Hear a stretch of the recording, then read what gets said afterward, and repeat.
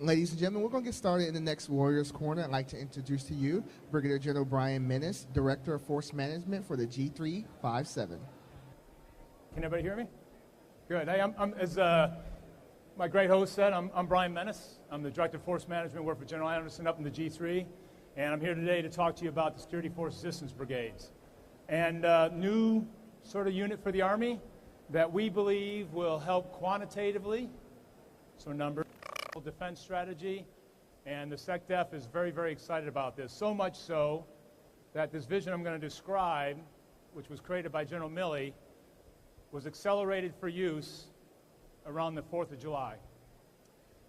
And the reason for that is, you probably know, like me, I've had a lot of opportunity in theater to do train, advise, assist, accompany, enable missions.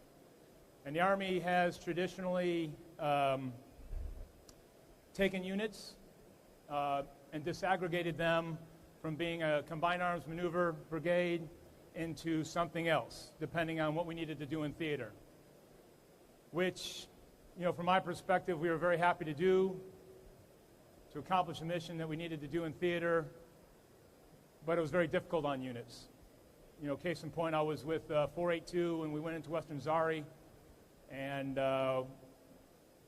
we're all about trying to help our partners, and we were built to be a combined arms team that seized airfields, and we had to reshape ourselves, which we completely reorganized that team to make into a current SecDef, and we believe the National Defense Strategy is going to be around for a long time. We're going to continue to do this as we need to reinforce our partners. And so his vision was to put really form to function.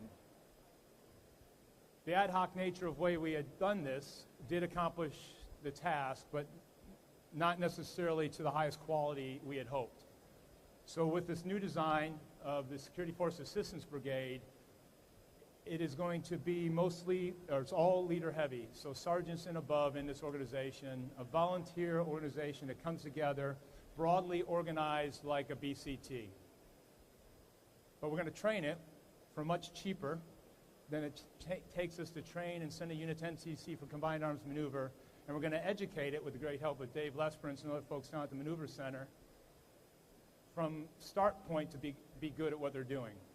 So they no longer have to conduct combined arms maneuver, train PFCs to conduct team assault and stuff. They're going to focus on themselves to become great partners. And from my experience, you know, you have to be really broadly just the leadership elements of a BCT. So talk between 5 to 700, still to be settled based on the designs we're working on. And we believe that will help us professionalize this function for the big Army. Now, people ask me, hey, is this a replacement for SF teams? I say absolutely not. We want to complement what the SF folks are doing. Certainly, we see them as overtasked in theater, as we know. Thus why we've had to send big units to conduct this operation. So our hope with a Security Force Assistance Brigade, up to 58 teams can partner from corps or really provincial level, whatever level, even into ministerial, with a BCT commander, down to battalion candat companies. And so we can quantitatively help through the echelon, both in higher to lower and left to right, saturate a zone to improve the security force, our partner's ability. The SecDef was in theater recently and saw what the forces that developed their course of action. The Iraqis were very, very successful. Everywhere we weren't, they weren't. And so the SecDef saw that, came back and asked General Milley to accelerate this. We had initially planned to build one SFAB a year starting this October for first deployment into late 19. Thanks to the work by Dave and others down at Benning, we stood one up about 2 months ago, and we're planning to get that element out the door, if required, still to be approved, by the early spring.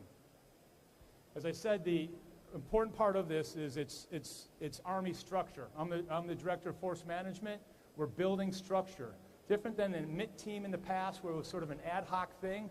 You were invited to become a part of a MIT team. We gave you decent training, but you sort of deployed as an individual. You snapped the link in somewhere, and you didn't have that sort of team to develop you or with you. And additionally, you know, some of our folks who went to MIT team as a CSL select person weren't necessarily recognized for that level of responsibility, sort of equivalent with a battalion commander and otherwise. So the folks that we're bringing into these jobs, we're picking these folks from a very strong file, one, for the talent they're going to bring for the team, but two, to show how serious the chief is to make sure this concept works. Again, it's going to be a new organization. It's here to stay. We're creating new lineage, you know, so we believe it's going to be first SFAR, the first Security Force System Regiment, under the SFAB concept. New colors, the whole 9 yards.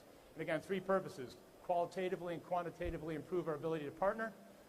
2, and I didn't talk about is, but indirectly, is save the combat power of our BCTs that are prepared for what only the Army can do, which is win our nation's ground wars.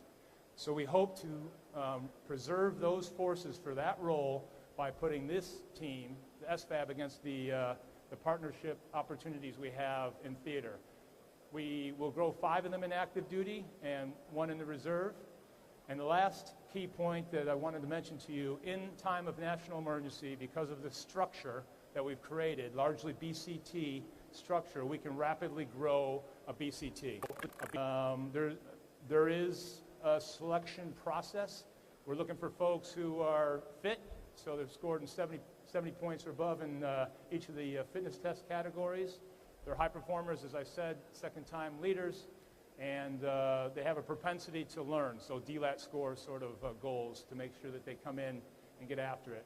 And I'll close with, before I open up to questions, we've stood up a special school down at Fort Benning, the Military Advised Training Assistance School, which is, I think, more educationally based than training based, but to help folks learn about the social aspects, where they're going to go, how to work through an interpreter, the art of negotiation, an appreciation for the folks we're going to work with. So we get everybody in the right frame of mind. It's about a month long, we think the course will be, and then we're going to have crucible events. We have a screening process where folks go down just like Ranger Regiment. They have to pass a board, they have to pass some physical requirement tests before they come into the unit. So that's SFABs. What do you guys think? Tolliver, you in? Exactly. It's what we're doing to accelerate the growth, and so that's a great question. We're doing a couple of things. One, the chief asked us to try to get to get the best equipment we could into the hands of the SFAB. So that's not only the best guns and nods, but it's also the best communications equipment. We hope we will field the most current commo equipment being used by the Special Forces folks into the SFABs. To do that, we had to ask for a programming action within the Congress. We have that approved so we can shift some money into buying these new radios. Why? Well, these folks will be out on the edge. These teams, of which 11, 12 folks with some security, will be out with, in this instance, if deployed this spring, with the Afghan Kandaks. And so similar to the SF teams, they'll be out by themselves, so we got to have great comms for them, which means upper TI, upper terrestrial access, as well as really good comms below. And the second thing is we're fielding systems that can be used by our partners. And so we're able to share with these systems we have, which is very, very popular with the Army. So we could share on an a secure but unclassified net. So it's very powerful. Great question. Other questions? Sir. Hi, Wes Morgan with Politico. Can you tell a little about where these the next few brigades are expected to come online, and whether this is, we can expect to see them outside of combat theaters like in Iraq and Afghanistan? Okay. Well, Wes, great question. The vision was to align these units regionally. I think in short term, Wes, we're going to see them focused on Iraq and Afghanistan. Again, 2 reasons. 1, to assist our partners to be successful in their ventures, and 2 is to reduce at some point the number of BCTs we got to send there. But your question's great. The chief would like to see this in PACOM, AFRICOM, conducting assistance to the theater cooperation plans or theater security plans on behalf of the combatant commanders.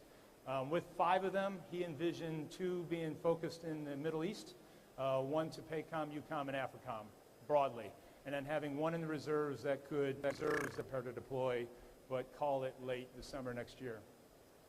And then basically, depending on the chief's vision and the need from the SecDef, is how fast we'll continue to field those units. Good question. Other comments or questions? Okay. Lastly, I'll close if there's no more questions. We're excited about this opportunity. We think it adds to the Army. We know it's official structure, that it's here to stay, and that it's going to professionalize the way we help our partners. A quote I got from a captain that just came back from 101st a couple of months ago, when he initially was sent over as a advisor, he was sort of down in the mouth. This guy's actually going to compete for Delta Force. And he was a little down when he was going to go, and then when he came back, and what he got to do, he said it was the best experience of his life.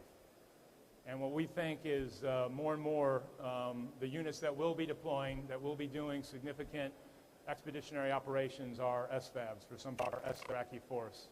And even, sort of sentimentally, what he was doing for the people of Mosul in that area, he think was just terrific. That, the look on people's faces when they had liberated Mosul from ISIS, he said was just very, very, I guess, good. And so that, in his sort of words, that flag on his right shoulder, in the role he had, was sort of looked at as a form of good. The Iraqis saw him as good, both the civilians and the military, and everybody sort of looked to them to help lead them through a very, very difficult situation. And, I was really respectful of the insight and the perspective that Captain had, frankly. And I think it's right in line with what the Chief hopes to produce. So unless there's any more questions from the field? All right, well, thank you very much, guys. Appreciate everybody being here.